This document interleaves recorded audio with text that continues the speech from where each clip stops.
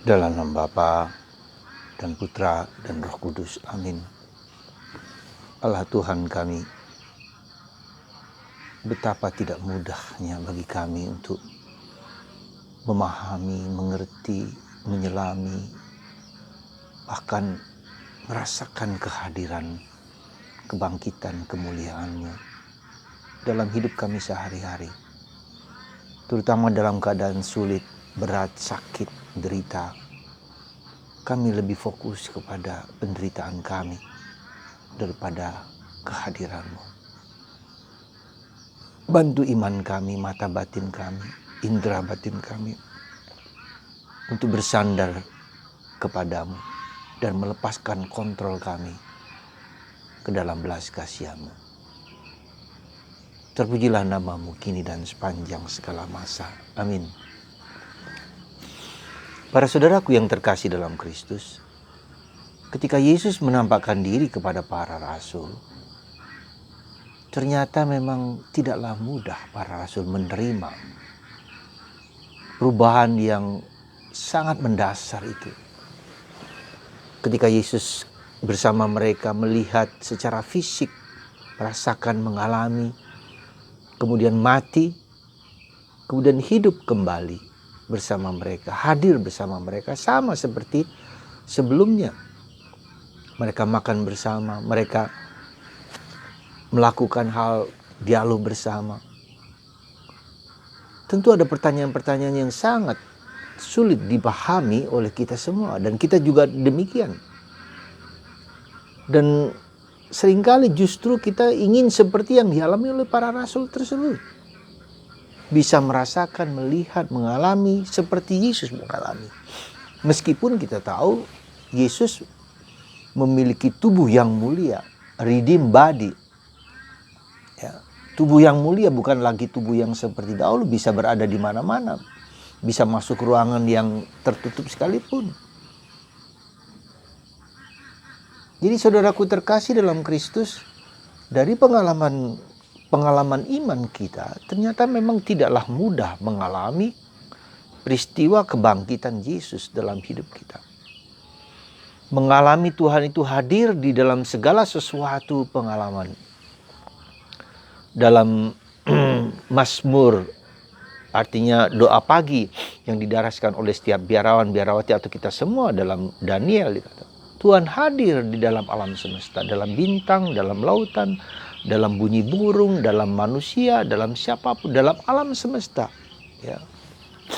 Pujilah Tuhan hai segala langit, pujilah Tuhan hai segala bumi, pujilah Tuhan hai segala bintang gemerlapan, pujilah Tuhan dalam segala manusia.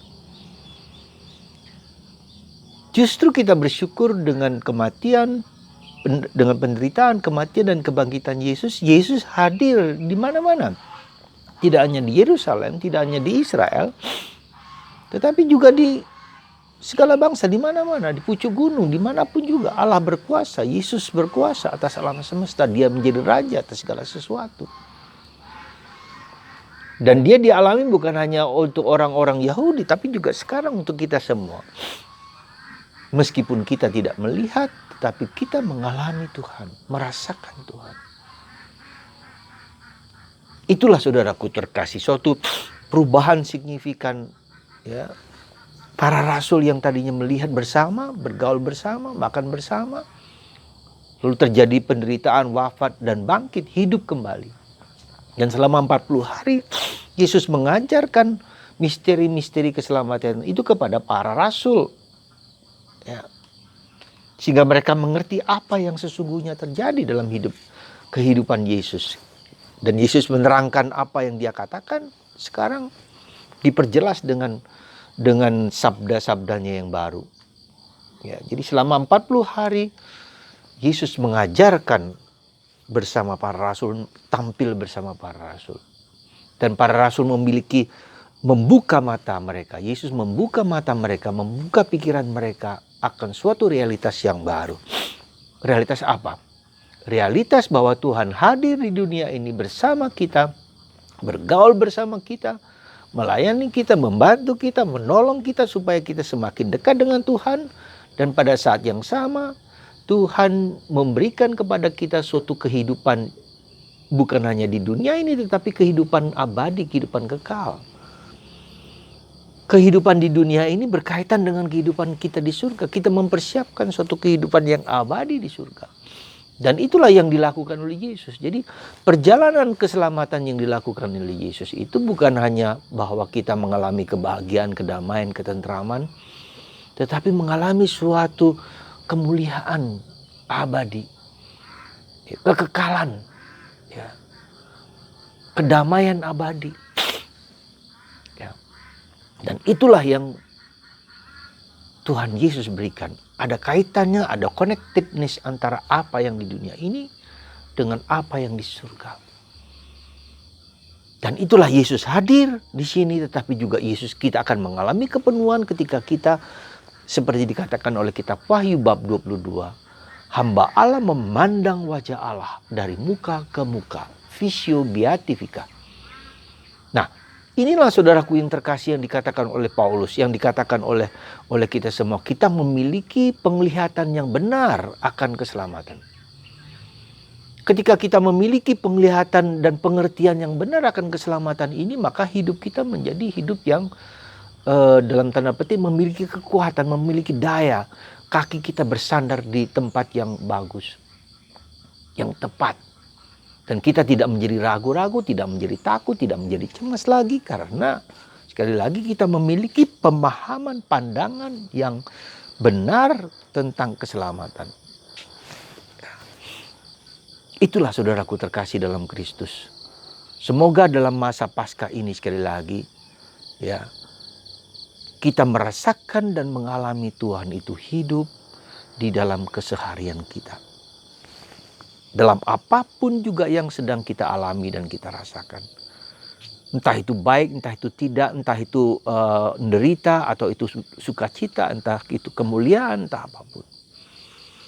Nah, untuk itu dalam Mazmur pertama yang kita doakan juga dikatakan rindu akan Allah. Kerinduan, harus ada kerinduan yang mendalam. Di manakah engkau kekasihku? Aku mencari engkau. Jadi ada kerinduan, ada usaha, ada korban yang harus kita lakukan, yaitu kita mencari dan menemukan Yesus di dalam segala sesuatu yang kita hadapi. Tuhan sudah hadir, Tuhan sudah bekerja, Tuhan sudah melimpahkan rahmat. Tetapi kita diminta untuk apa? Mencari, untuk merindu. Ya.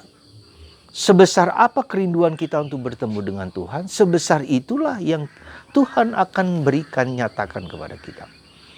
Jadi harus ada korban.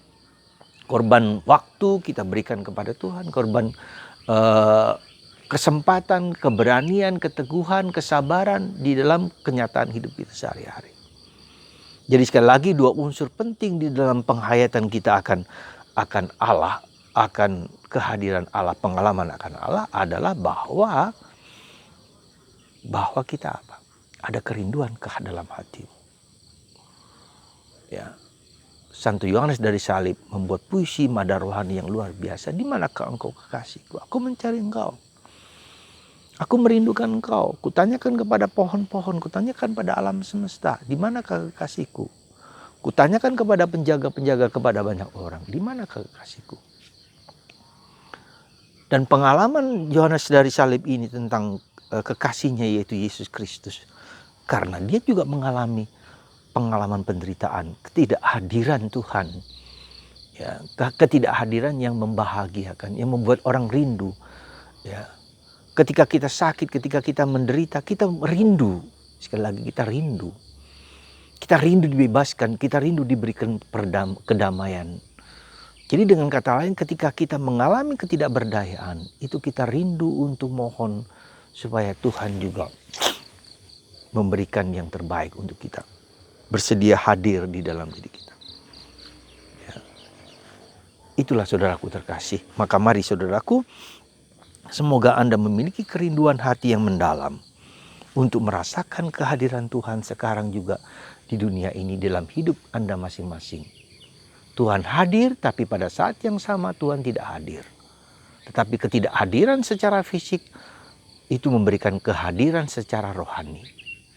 Semoga Tuhan memberkati kita semua dan mendorong kita untuk terus mencari Tuhan dalam keseharian kita. Tuhan memberkati Anda, bagi Anda yang sakit, bagi Anda yang menderita, tetap tabah dan tetap kuat. Karena Yesus memberkati Anda selalu. Bersama Tuhan kita menang, bersama Tuhan kita kuat, bersama Tuhan kita tetap mengalami kedamaian yang tak dapat dilukiskan oleh dunia. Bagi Anda yang sakit, menderita, berkat Tuhan ini menguatkan hati kita supaya kita tetap bersatu dalam Yesus, Bunda Maria dan Santo Yosef, dalam nama Bapa dan Putra dan Roh Kudus. Amin.